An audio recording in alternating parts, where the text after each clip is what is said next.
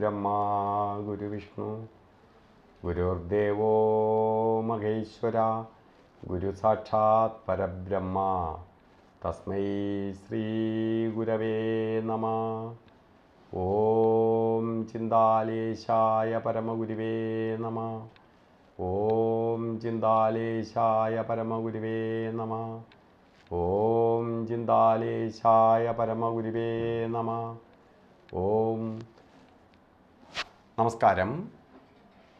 ചിന്താലയ ഗുരു visual മീഡിയയുടെ പുതിയ ഒരു എപ്പിസോഡിലേക്ക് എല്ലാ മാന്യപ്രേക്ഷകർക്കും സുസ്വാഗതം. നമ്മൾ ജ്യോതിഷ സംബന്ധമായ കാര്യങ്ങളെക്കുറിച്ചാണ് പറഞ്ഞു വരുന്നത്. ഇപ്പോൾ ജ്യോതിഷ സംബന്ധമായ കാര്യങ്ങളെക്കുറിച്ച് പറഞ്ഞു വരുമ്പോൾ ഇന്ന് ഈ ചാനലിലൂടെ നമ്മൾ നോക്കി ആൾക്കാരിലേക്ക് എത്തിക്കുന്നത് വ്യാഴമാറ്റത്തെക്കുറിച്ചാണ്. വ്യാഴത്തിൻ്റെ മാറ്റത്തെക്കുറിച്ചാണ് ഇന്ന് നമുക്ക് ഈ ചാനലിലൂടെ പറഞ്ഞു വരുന്നത്. വ്യാഴം ഓരോ വർഷവും ഓരോ രാശിയിലേക്ക് പ്രവേശിച്ചുകൊണ്ടിരിക്കും. അങ്ങനെ 12 വർഷം കൊണ്ട് 12 രാശി പൂർത്തീകരിക്കും. 12 വർഷം കൊണ്ട് 12 രാശി പൂർത്തീകരിക്കും. ഇതിന് നമ്മളൊരു വ്യാഴവട്ടം എന്ന് പറയും.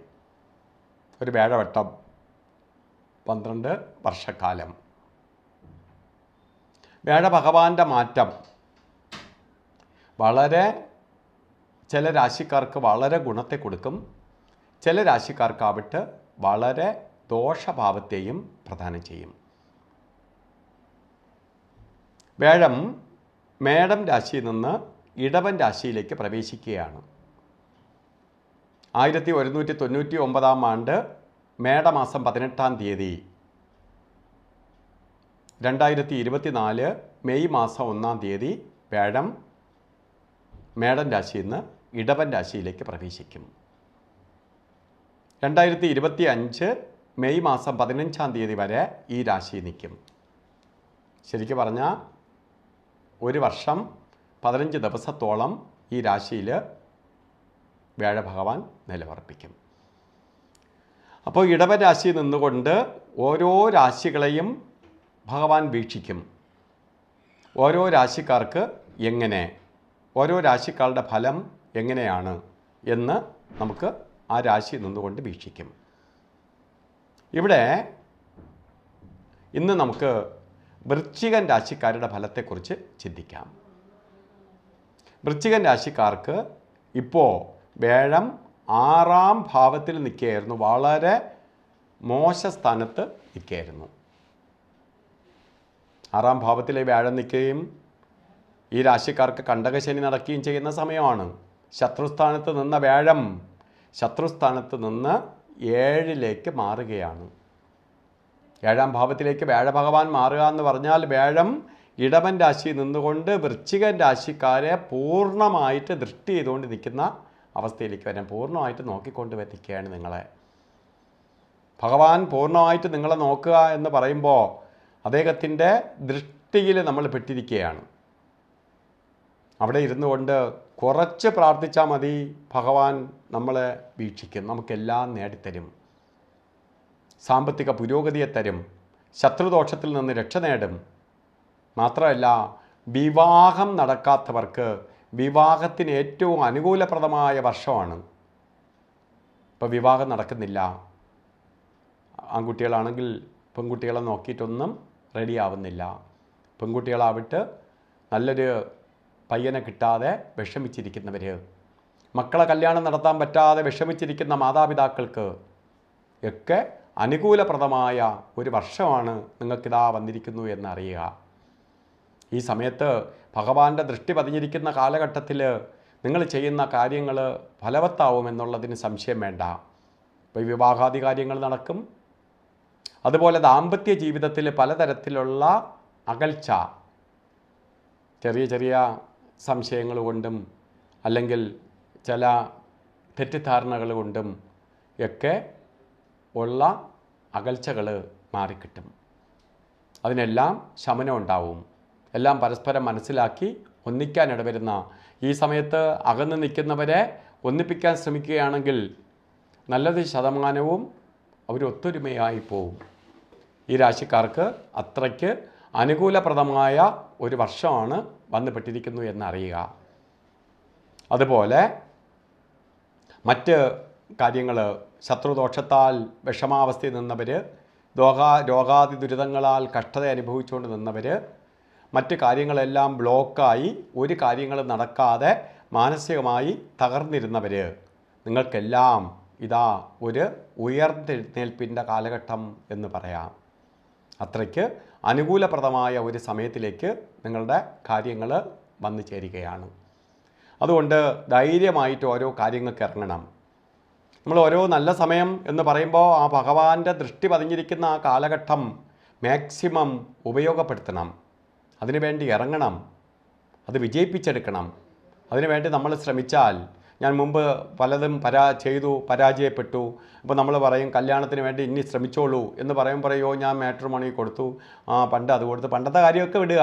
അന്ന് നിങ്ങൾക്ക് സമയദോഷം നിന്ന സമയമാണ്. ഇന്ന് ഇതാ വേഴം നിങ്ങൾക്ക് അനുകൂലമായി വന്നിരിക്കുകയാണ്. ഇന്ന് നിങ്ങൾ ഓരോ കാര്യങ്ങൾക്ക് ഇറങ്ങുക, അത് നിങ്ങൾക്ക് വിജയത്തിലേക്ക് കൊണ്ടുവരാൻ സാധിക്കും. അപ്പോൾ അതിന് മുൻതൂക്കം കൊടുത്തുകൊണ്ട് മുന്നോട്ട് പോവുക. അപ്പോൾ ഇത് ആണ് നിങ്ങളുടെ ഇപ്പോഴത്തെ അവസ്ഥ. നല്ല സമയത്തിലേക്ക് പ്രവേശിച്ചിരിക്കുകയാണ്. സമയത്തെ വേസ്റ്റ് ചെയ്യാതിരിക്കുക, ഓരോ കാര്യങ്ങളും ഇറങ്ങി വിജയിപ്പിക്കുക. അപ്പോൾ ഈ ചാനൽ നിങ്ങൾക്ക് ഇഷ്ടപ്പെട്ടിട്ടുണ്ടെങ്കിൽ ഷെയർ ചെയ്യുക. മറ്റ് സുഹൃത്തുക്കളിലേക്കും മറ്റ് ബന്ധുക്കളിലേക്കും ഒക്കെ കൂടെ പാസ് ചെയ്യുക. കാരണം അവരും കൂടി ഇതറിഞ്ഞ്, ഈ സമയം ഈ നക്ഷത്രക്കാർ ഇതറിഞ്ഞ് ഇത് പ്രവർത്തിക്കുകയാണെങ്കിൽ അവർക്കും കിട്ടേണ്ട ഫലം യഥാസമയത്ത് കിട്ടിക്കൊള്ളട്ടെ. അതേപോലെ തന്നെ ഈ ചാനൽ സബ്സ്ക്രൈബ് ചെയ്യുക. ചെയ്തിട്ടില്ലാത്തവർ സബ്സ്ക്രൈബ് ചെയ്യുക. കാരണം നേരത്തെ ഈ ചാനൽ എൻ്റെ ആചാര്യ വിഷ്വൽ മീഡിയ 70,000-ഓളം സബ്സ്ക്രൈബേഴ്സ് ഉണ്ടായിരുന്നു. നിർഭാഗ്യവശാൽ നമുക്ക് ആ ചാനൽ നഷ്ടപ്പെട്ടു. പിന്നെ യൂട്യൂബിൻ്റെ കരുണയാൽ നമുക്ക് ആ ചാനലിൻ്റെ പേര് മാത്രം തിരിച്ചു തന്നു. അതുകൊണ്ട് പലരും ഈ ചാനൽ സബ്സ്ക്രൈബ് ചെയ്തിട്ടുണ്ട് എന്ന ധാരണയിൽ ചാനൽ കാണുമ്പോൾ അങ്ങ് ഒഴിവാക്കി വിടും. അപ്പോൾ നോക്കുക, സബ്സ്ക്രൈബ് ചെയ്തിട്ടില്ലെങ്കിൽ സബ്സ്ക്രൈബ് ചെയ്യുക, ബെൽ ബട്ടണും കൂടി അമർത്തുക. കാരണം ഞങ്ങൾ യൂട്യൂബ് ലൈവ് പ്രോഗ്രാം ചെയ്യുന്നുണ്ട്. നിങ്ങളുടെ അഭിപ്രായങ്ങളും നിർദ്ദേശങ്ങളും അനുസരിച്ച് ഞങ്ങൾ യൂട്യൂബ് ലൈവ് ഇടയ്ക്കിടയ്ക്ക് 1 മണിക്കൂർ ദൈർഘ്യമുള്ള ലൈവ് പ്രോഗ്രാം ചെയ്യുന്നുണ്ട്. അതുപോലെ തന്നെ നിത്യ ജ്യോതിഷം, ഇന്നത്തെ നിങ്ങളുടെ ജ്യോതിഷം, നമ്മളുടെ പ്രേക്ഷകർ ഇപ്പോൾ തന്നെ 20,000-ൽ കൂടുതൽ ആളുകൾ നമുക്കുണ്ട്. അവരുടെ അഭ്യർത്ഥന മാനിച്ചുകൊണ്ട് നമ്മൾ അതാത് ദിവസത്തെ ഇന്നത്തെ ജ്യോതിഷം, ഇന്ന് നിങ്ങൾക്ക് എങ്ങനെ എന്ന് ഓരോ വ്യക്തികൾക്കും അവരുടെ വീട്ടിൽ തന്നെ ഞങ്ങൾ യൂട്യൂബിലൂടെ എത്തിച്ചേരുകയാണ്. ഇന്നത്തെ ദിവസം നിങ്ങൾ നോക്കി ഓരോ കാര്യത്തിന് ഇറങ്ങുക. അപ്പോൾ നിങ്ങൾക്ക് ഉണ്ടാകുന്ന ഗുണവും ദോഷവും നിങ്ങൾക്ക് മനസ്സിലാക്കി ഇന്നത്തെ ദിവസം മുന്നോട്ട് പോകാം. അതിനുവേണ്ടി നിത്യ ജ്യോതിഷം. അതുപോലെ വിദേശ മലയാളികളുടെ അഭ്യർത്ഥന മാനിച്ചുകൊണ്ട് UAE തന്നെ കരാമ എന്ന് പറഞ്ഞ സ്ഥലത്ത് ആരാമ റെസ്റ്റോറൻറ്റിൻ്റെ അടുത്തായിട്ട് പൂജാസ് ജുവലറി ട്രേഡിംഗ് LLC എന്ന് പറഞ്ഞ് ഞങ്ങൾ സ്ഥാപനം നടത്തുന്നുണ്ട്.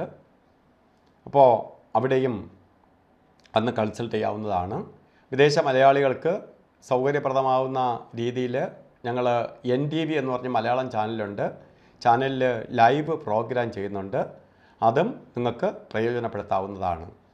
അപ്പോൾ ഈ ചാനലിലൂടെ നമ്മൾ ജ്യോതിഷ സംബന്ധമായ പല കാര്യങ്ങളും നിങ്ങൾക്ക് മനസ്സിലാക്കി തരുന്നുണ്ട്. അപ്പോൾ ഇന്ന് വൃശ്ചിക രാശിക്കാരുടെ ഫലമാണ് പറഞ്ഞത്. ഇപ്പോൾ വൃശ്ചിക രാശിക്കാർക്ക് ഒരു പുരോഗതിയുടെ കാലഘട്ടം ഇതാ വരികയാണ്. കണ്ടകശനിയൊക്കെ ഉണ്ടെങ്കിൽ പോലും വ്യാഴഭഗവാന്റെ മാറ്റം നിങ്ങൾക്ക് ഗുണപ്രദമായി കലാശിക്കുമെന്നുള്ളതിന് സംശയം വേണ്ട. ചിലപ്പോൾ എല്ലാ വൃശ്ചിക രാശിക്കാർക്കും നല്ലത് വരട്ടെ എന്ന് സർവേശ്വരനോട് പ്രാർത്ഥിച്ചുകൊണ്ട് നിർത്തുന്നു. നന്ദി, നമസ്കാരം.